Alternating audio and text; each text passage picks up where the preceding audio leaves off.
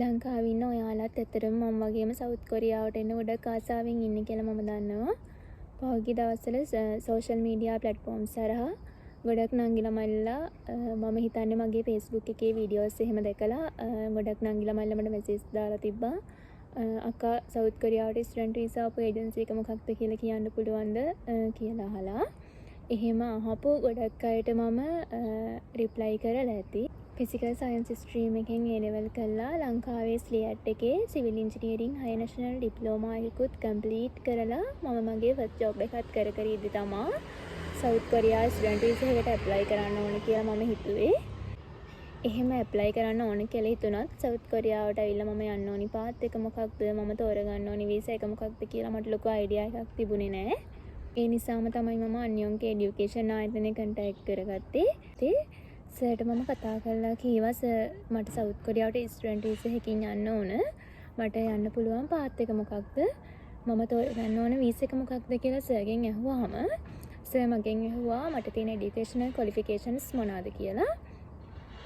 Already මම ඒ වෙද්දි ලංකාවේ IELTS එක්සෑම් එකේ 5.5 බෑන්ඩ් ස්කෝර් එකක් දාලා තිබ්බ නිසා සර් කිව්වා මට ඕන නම් D2 වීසා එකකට ඇප්ලයි කරන්න පුළුවන් ඇසෝසියේටඩ් ඩිග්‍රී හෝ බැචලර් ඩිග්‍රී එකකට. එහෙම නැතිනම් මම කැමති නම් D4 වීසා එකට ඇප්ලයි කරන්නත් පුළුවන් කියලා. සවුත් කොරියාව කියන කන්ට්‍රි එක ගත්තාම ඇත්තටම මේ රටේ ඉංග්‍රීසි භාවිතා වෙනවා ගොඩක් අඩුයි. එයාලා යූස් කරන්නේ එයාලගේම ලැන්ග්වේජ් එක වෙන කොරියන් ලැන්ග්වේජ් එක. ඒ නිසාම මම හිතුවා කොරියන් ලැන්ග්වේජ් එක ටිකක් ඉගෙනගෙන ඉන්න එක හොඳයි කියලා මම මගේ ඩිග්‍රී එක පටන් ගන්න කලින්. ඒ නිසාම තමයි මම D4 වීසා එකට ඇප්ලයි කරන්න හිතුවේ. මුලින් ධම්ම ඒ කියන්නේ ඩොකියුමන්ටේෂන් ප්‍රොසෙස් එකේ ඉඳලා වීසා එක ඇප්ලයි කරන්න යන දවස වෙනකම්ම අපිත් එක්ක හරි ෆ්‍රෙන්ඩ්ලි සර්විස් එකක් දීලා අපේ තියෙන හැම අඩුපාඩුවක්ම කියලා දීලා අපේ ඩොකියුමන්ට් වල තියෙන හැම අඩුපාඩුවක්ම පෙන්නලා මේවා මේ විදියට හදන්න ඕන මේ විදියට කරන්න ඕන කියලා උපදෙස් දීලා මේ වීසා එක මේ විදියට පළවෙනි පාරින්ම සක්සස් කරගන්න උදව් කරේ අන්‍යෝන්ක එඩියුකේෂන් ආයතනය. අපි කොරියන් එම්බසි එකේ ලියන්න ඕන essay එකක් D4 ඇප්ලයි කරන්න අය දන්නවා ඇති. වීසා එක ඇප්ලයි කරන දවසේ කොරියන් එම්බසි එකේ යාලා දෙන ටොපික් එකකට අපි essay එකක් ලියන්න ඕන.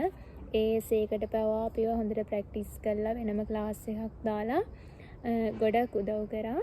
ඉස්සරහට සවුත් කොරියාවට ස්ටුඩන්ට් වීසා එකකින් එන්න බලාපොරොත්තු වෙමින් ඉන්න කෙනෙක් නම් ඔයා මට ඇත්තටම හරි රෙකමන්ඩ් කරන්න පුළුවන්.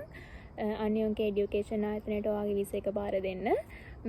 එයාලා කිසිම ඉෂුව එකක් නැතුව පළවෙනි පාරින්ම ඔයාගේ වීසා එක අප්‍රූව් කරලා දෙනවා. අන්‍යෝන්ක එඩියුකේෂන් ආයතනයට ගොඩක් ස්තුතිවන්ත වෙනවා. මගේ සවුත් කොරියා සිහිනය සැබෑ කරලා දුන්නට වගේම මගේ ස්ටුඩන්ට් වීසා එක පළවෙනි පාරින්ම අප්‍රූව් කරගන්න උදව් කරාට.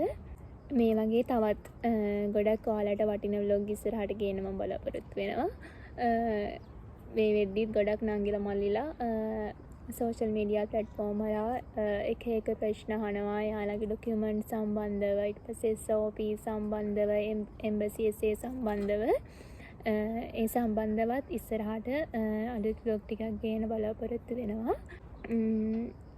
ඒ වගේ අලුත් vlog ඉස්සරහටත් බලන්න මගේ channel එක subscribe කරලා තියාගන්න.